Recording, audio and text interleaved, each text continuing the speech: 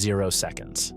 Mount Rainier is the most glaciated peak in the contiguous United States. It holds more ice and snow than all other Cascade volcanoes combined, roughly 26 glaciers, 36 square miles of permanent ice. It also sits 35 miles from Tacoma and 60 miles from Seattle, directly above a series of river valleys that funnel towards some of the most densely populated land in the Pacific Northwest. Volcanologists have known for decades what happens if Rainier erupts. The mountain itself is the lesser concern. The ice is the problem.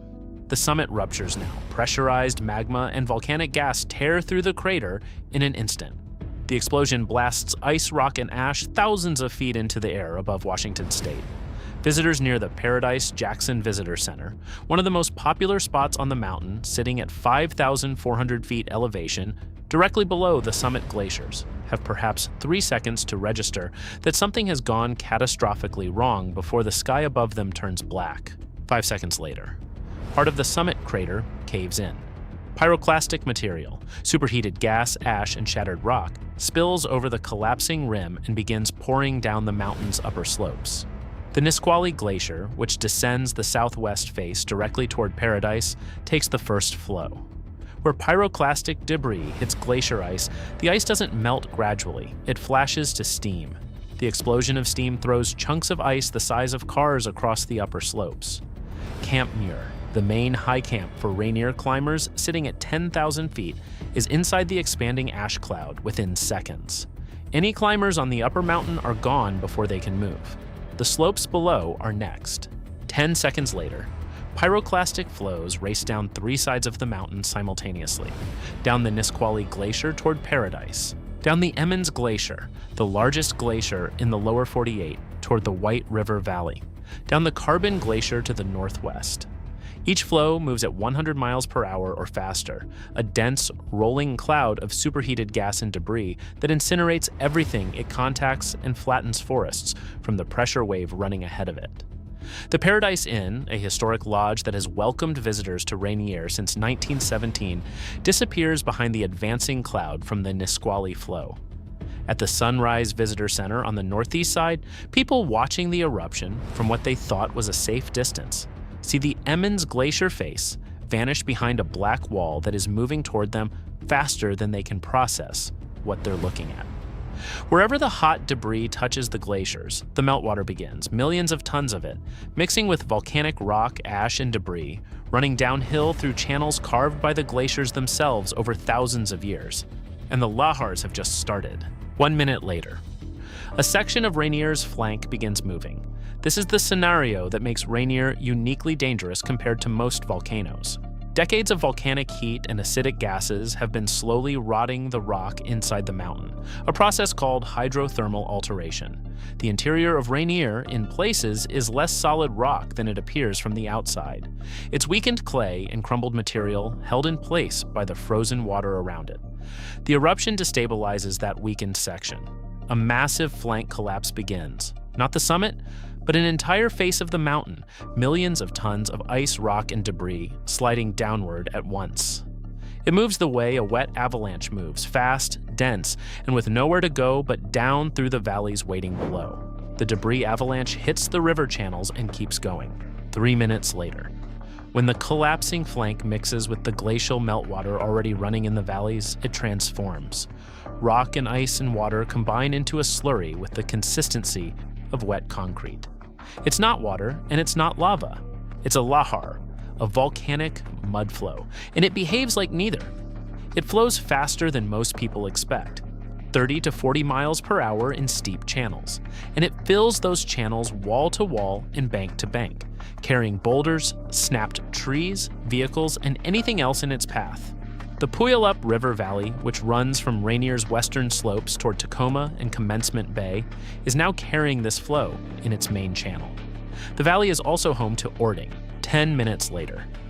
The lahar sensors detect the flow, and the sirens start. Orting is a town of about 7,000 people sitting in the Puyallup River Valley on flat ground, surrounded by higher terrain it can reach, but only if people move immediately and move in the right direction. The town has been part of lahar evacuation planning for years. Schools practice the routes, signs point toward high ground. The The warning system was built specifically because geologists calculated that a major Rainier lahar could reach Orting in as little as 30 to 40 minutes. The sirens are running now. Phones are receiving emergency alerts. The clock is running. Some residents start moving immediately. Uphill on foot, the way the drills said to. Some get in cars, some drive toward their children's schools, toward the valley road, toward lower ground, because fear doesn't always move people in the right direction. Parents who weren't near the school when the alarm sounded are driving into the evacuation zone trying to reach their kids, meeting the school evacuation buses trying to get out. The lahar doesn't care about the traffic.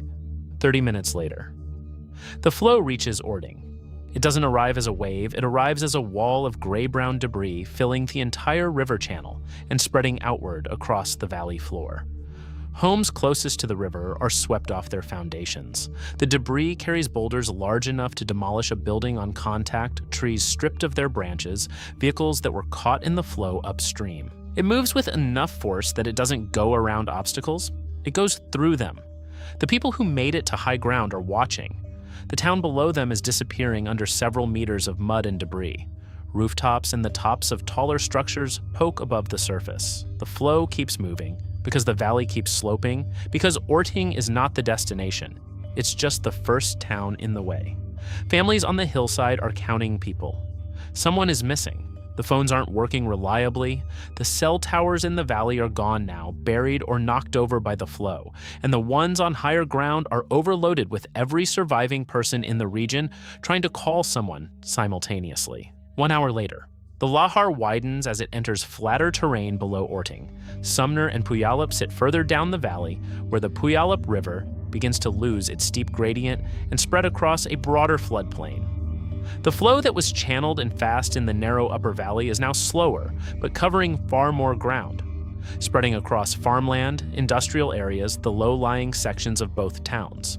Evacuation orders went out, and most people moved, but the roads out of the valley were carrying everyone at once, and some of those roads crossed the river on bridges that are now underwater or already gone. Hospitals in both towns are moving vulnerable patients. Rail service across the valley has stopped. The tracks run through terrain that is now lahar territory. Sections of major roads through Pierce County are blocked by mud, debris, or the floods of displaced river water, finding new channels through the floodplain. To the north, Interstate 5, the main corridor connecting Tacoma and Seattle, is beginning to back up with evacuation traffic meeting damaged sections and closed on-ramps. 3 hours later, the lahar reaches the port of Tacoma. The port sits at the mouth of the Puyallup River on Commencement Bay, exactly where the river and everything the river is now carrying terminates. The industrial lowlands around the port are built on fill material, reclaimed tide flat, the kind of soft ground that doesn't handle debris-filled floodwater well. Mud and sediment enter the port terminal areas. Container stacks collapse. The rail yards that connect the port to the national freight network are buried or flooded. Cranes stop.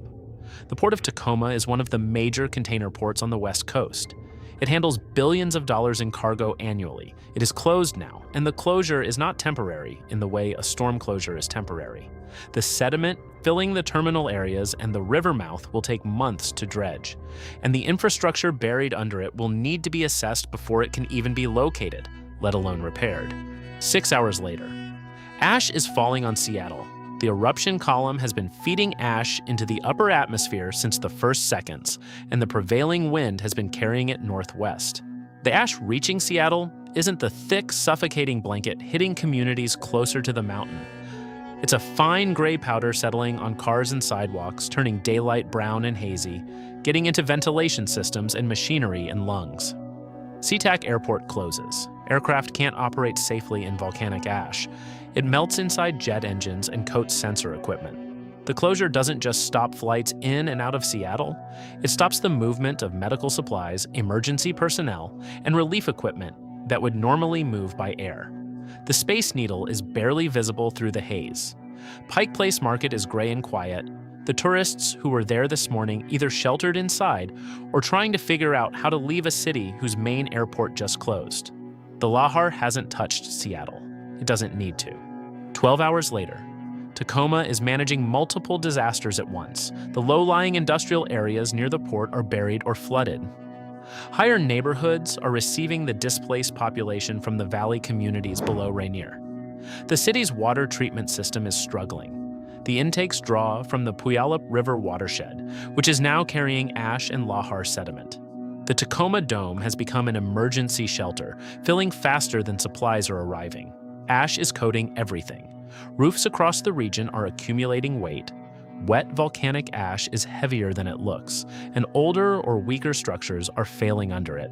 Drainage systems are clogging. The roads that aren't blocked by mud or traffic are becoming slippery under the wet, gray layer. Rainier is still erupting. Smaller pulses are sending new ash into the atmosphere, and the damaged flanks are generating secondary lahars. Smaller than the first, but running into valleys that are already filled with people trying to recover, with rescuers trying to reach survivors, with equipment trying to navigate terrain that looks nothing like any map made before today. One day later, search and rescue is running into the mud. The lahar debris that buried Orting and sections of the Puyallup Valley has the consistency of concrete when it sets. Heavy equipment sent to reach buried neighborhoods finds the debris already stiffening, difficult to excavate, and unstable in ways that put rescue workers at risk. The roads that would bring equipment to the worst hit areas are the same roads that are buried. Thermal cameras and search dogs are working around what protrudes above the mud. Rooftops, treetops, the upper floors of taller buildings. Some survivors are being pulled out of upper stories they retreated to when the flow hit. Others are not being found at all, and the missing persons lists being assembled at evacuation shelters are long enough that emergency managers are not yet ready to say how long. Rainier sends another ash burst into the sky. Every new pulse forces rescue teams to reassess whether the areas they're working in are safe. Some evacuate, some stay. The volcano is making its own decisions about when the danger passes, and those decisions are not coordinated with the rescue schedule. 3 days later, the rivers are no longer where they were. Lahar deposits have partially blocked the natural channels of the Puyallup and its tributaries, forcing water into new paths. The river is cutting across farmland that wasn't in any hazard zone. Neighborhoods that survived the initial lahar are now flooding because the water that would normally flow downstream can't get past the debris dam upstream. Bridges that survived the first day are being undercut by the rerouted flow. Rain arrives. Normal Pacific Northwest weather, unremarkable in any other week. On volcanic ash, rain creates new debris flows. The loose ash on slopes above the valley mixes with the rainwater and runs downhill, blocking roads that were just cleared, filling drainage systems in Tacoma neighborhoods, sliding into temporary camps that were set up at what seemed like safe distances. The disaster zone is expanding and contracting and expanding again, and emergency managers are updating evacuation maps multiple times per day. 1 week later, Orting is still buried. A week out, the town that was closest to the lahar path remains inaccessible to residents. The mud has hardened. Excavators are working at the edges, but the full extent of what's under there, homes, vehicles, utilities, everything that makes up a town, won't be known until far more material is removed. What's already visible from the air is a gray plain with occasional rooftops and tree lines, marking where streets and property boundaries used to be. The question that nobody is yet answering officially, but that is being asked constantly by residents in evacuation shelters, is whether Orting should be rebuilt in the same place. The valley floor that it sat on was lahar territory before this eruption and will be lahar territory after. The geological hazard didn't change. The question of whether to rebuild in a known flood path just became significantly more urgent. Mount Rainier is still venting. Steam and occasional ash rise from the broken summit. The mountain looks different. The smooth, glaciated peak that appeared on Washington license plates is gone. A section of the flank is missing. What remains is ragged and unstable, and geologists are not yet able to say whether the main eruption is over or pausing. 2 weeks later, tens of thousands of people have nowhere to return to. The evacuation shelters that opened in the first hours have become semi-permanent communities.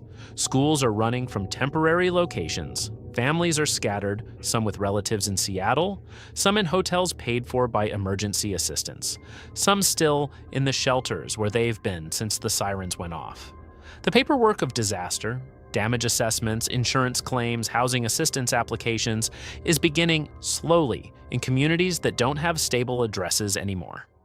Tacoma is running a city within a city problem, its own residents dealing with ash damage, water restrictions, and port disruption, plus a significant displaced population from the valley communities that has been absorbed into the city's shelters, hospitals, and housing stock.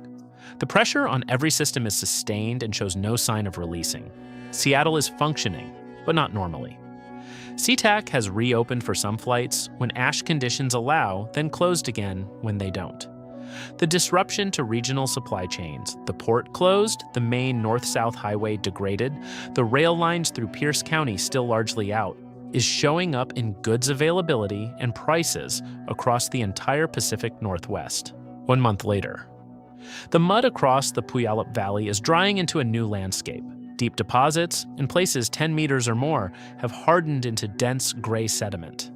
Excavators working through what was downtown Orting are pulling out cars, furniture, sections of roof, things that belonged to people who are now living in temporary housing 40 miles away.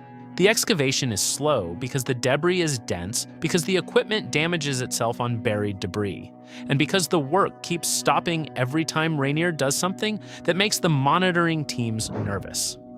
The Port of Tacoma is operating at limited capacity. Some berths have been cleared enough to handle vessels. The rail connection to the port is partially restored on one line. The volume of cargo moving through is a fraction of what it was before the eruption, and the shipping industry is routing around it where possible, which means goods that used to flow through Tacoma are taking longer routes at higher cost. Interstate 5 between Tacoma and the valley communities is operating with restrictions and detours around the sections that were buried or had their supporting ground shifted by the lahar. The repaired lanes handle far less traffic than before, and the trucks and vehicles that would normally use them are adding hours to their routes. Mount Rainier stands above all of it with its broken summit, still venting, still unstable, still being monitored around the clock by instruments that are trying to determine whether what happened last month was the main event or the opening act. The mountain has been building pressure for centuries. A month is not long enough to know if it's finished releasing it.